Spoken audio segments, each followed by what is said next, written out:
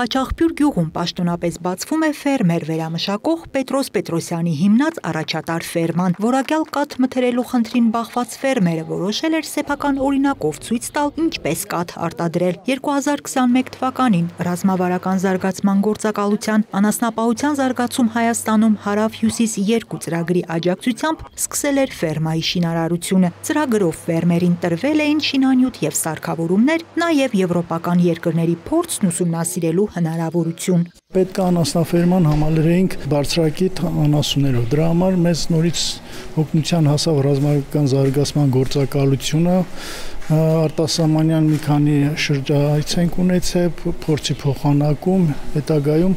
այնտեղից ներկրել ենք անասուններ, սիմենտալ եւ մոմբելյար տեսակի Ֆրանսիայից եւ Ավստրիայից։ Կենդանիները հարմարվել են տեղի պայմաններին եւ արդեն երկրորդ սերունդն են տվել։ Կատնատվությունն էլ արդարացրել է ֆերմերի սպասելիքները։ Դրսից բերած հղի երիջներից արդեն լավ հորթեր ենք ստացել։ Մեր ունեցած սերունդից արդեն սերնավորած երիջներ ունենք։ Միաժամանակ ասեմ, որ ներկրված հղի երիջներից մենք առաջիցին մի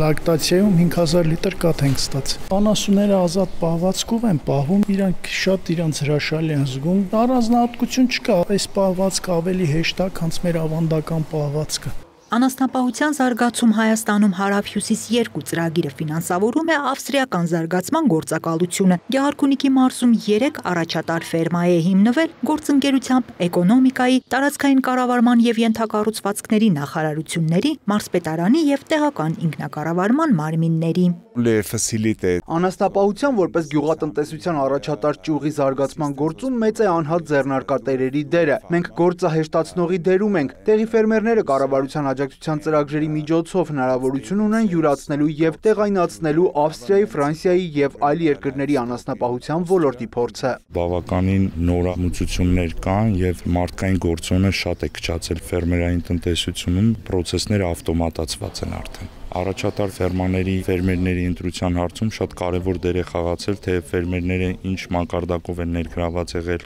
կաթի կամ մսի արժեշղթաներում։ Օրինակ մեր ֆերմերը, ում հետ հիմա աշխատում ենք, նաև իրենց կոոպերատիվ միջոցներով արտադրում են նաև տարբեր տեսակի բարձրարժեք պանիրներ։ Էկոնոմիկայի նախարարի տեղակալ Տաթևիկ Սարգսյանը ներկայացնում է անասնապահության ոլորտի պետական ծրագրերն ու դրանց արդյունքները, ապա ներկաները շրջում են ռազմավարական զարգացման գործակալության ծրագրով անասնաբուժության եւ արհեստական սերմնավորման ծառայությունների հասանելիության բարելավման բաղադրիչով լուսակունքում ստեղծված անասնաբուժական կետում, որը Գեղարքունիքի մարզում ստեղծված 7 կետերից մեկն է։ Այն սպասարկում է նաեւ հարակից մի քանի գյուղերի։ Անահիտ Կարյան, Աշոտ Չատիկյան, լուրերի համար։